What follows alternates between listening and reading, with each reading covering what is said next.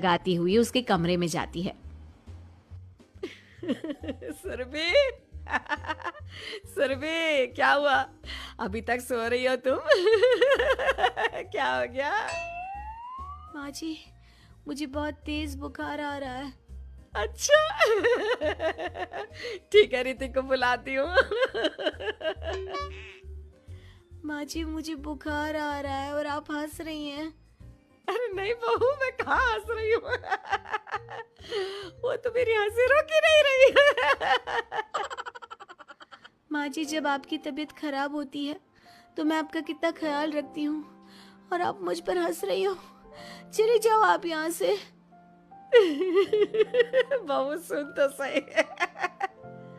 नहीं माँ जी, आप जाओ यहाँ से। अब तो आपके बेटे ही आपसे बात करेंगे और मैं पापा जी को भी बताऊंगी कि आजकल आप क्या कर रही हैं। जब ऋतिक घर आया तो सुरभि ने उससे सारी बात बताई। मुझे तुम्हारी बात पर विश्वास नहीं हो रहा। माँ तो तुमसे बहुत प्यार करती है, फिर वो तुम्हारा और तुम्हारे घर वालों का मजाक क्यों उड़ाएंगी? खैर अभी छोड़ो इस बात को, अभी तो तुम मेरे साथ चलो, तुम्हारी दवाई ले आते हैं। कुछ दिन में सुरभि ठीक हो गई। एक दिन ऋतिक को पता चला कि उसके मौसी के बेटे राहुल की तबीयत बहुत खराब है, तो वो अपनी माँ और पत्नी को लेकर हॉस्पिटल पहुंचा। मौसी जी, कैसे हैं राहुल भैया? बेटी, इतने दिन हो गए मेरे राहुल को बीमार हुए, लेकिन उसकी तबीयत में कोई सुधार नहीं आ रहा। अरे छोटी, हुआ क्या है राहुल बेटे को? कुछ बता तो सही। माँ, आप हंस क्यों रही हो?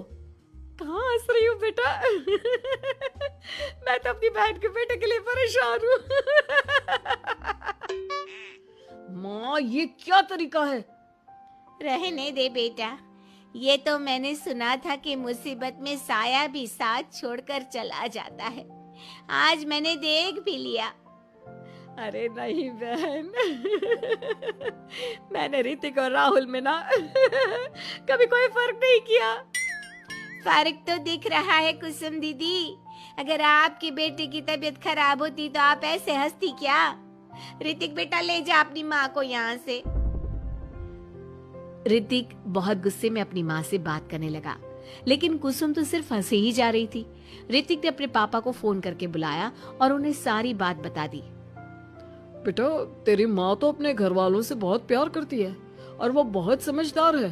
वो ऐसी हरकत कभी नहीं कर सकती। जरूर कोई ना कोई बात है। कल मैं उसे डॉक्टर के पास ले जाऊंगा। शाम को खाना खाने के बाद सुरभि कुसुम को दवाई देने के लिए गई तो उसने देखा कि दवा